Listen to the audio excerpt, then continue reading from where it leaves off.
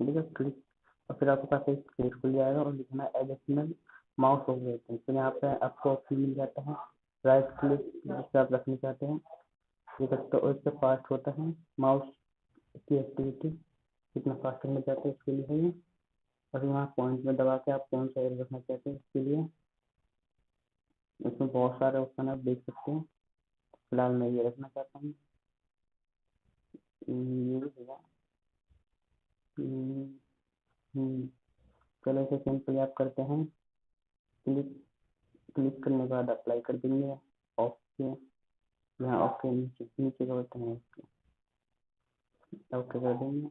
Okay दबाने के बाद ये पूरा सेटअप हो जाता है। फिर एडिशन डालने के बाद आपका एरो का कलर भी यहाँ देखने को मिलता है, देख सकते हैं आप यहाँ पे चॉइस एरो का। फिलहाल मैं ये वाला कलर रखना चाहता हूँ। इससे आप एरो का साइज बड़ा छोटा कर सकते हो। सिंपली दोस्तों सेटिंग करना आप सीख जाओगे विंडोज 10 में। तो आई होप आपको ये वीडियो सही लगा हो तो सब्सक्राइब करना ना भूलें।